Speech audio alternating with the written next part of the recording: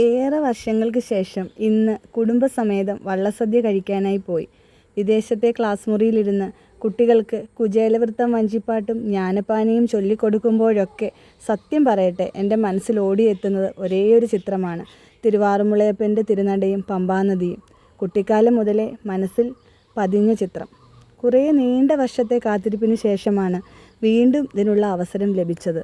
തിരുവാറുമുളയുടെ ചുറ്റുമുള്ള 52 കരകളിലെ ഓരോ കരയിലെയും വള്ളക്കാർക്കും മിക്ക ദിവസങ്ങളിലും സദ്യ കാണും.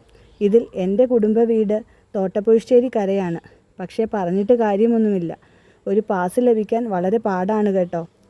എന്നാലും ഇത്തവണ എൻ്റെ സ്വന്തം തോട്ടപ്പുഴശ്ശേരി കരയിലെ വള്ളക്കാർക്കൊപ്പം ഇരുന്ന് സദ്യ കഴിക്കാനുള്ള ഭാഗ്യം തിരുവാറുമുളയപ്പൻ ഒരുക്കി തന്നു. പമ്പയുടെ ഇരുകരകളിൽ നിന്നുള്ള 52 കരകളിലെ ജനങ്ങൾ ജാതി മത ഭേദമന്യേ ഈ വള്ളസദ്യയിൽ പങ്കെടുക്കാറുണ്ട്. ആറന്മുളയുടെ തനിമയിലും താളത്തിലുമുള്ള വഞ്ചിപ്പാട്ടുകൾ പാടിയാണ് പള്ളിയോടത്തിൽ പമ്പാനദിയിലൂടെ തുഴഞ്ഞ് അവർ വഞ്ചിപ്പാട്ട് പാടി ക്ഷേത്രഗോപുരത്തിൽ എത്തുന്നത്. വള്ളക്കാർ വഞ്ചിപ്പാട്ടിൻ്റെ ഈണത്തിൽ ഓരോ വിഭവങ്ങളും പാടി ചോദിക്കുന്നത് കേട്ടപ്പോൾ ഒരിക്കൽ കൂടി ആ പഴയ കാലം മുന്നിലൂടെ കടന്നുപോയി.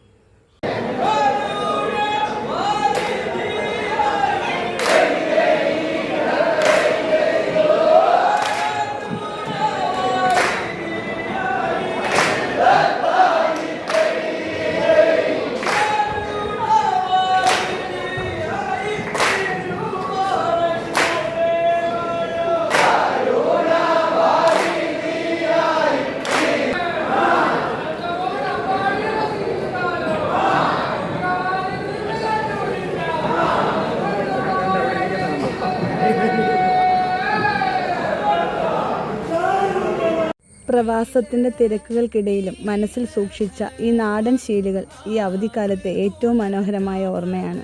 നാവും മനസ്സും നിറച്ച ഭക്തിയുടെ കൂട്ടായ്മയുടെ വള്ളസദ്യ. സർവം തിരുവാറുമുളേശം.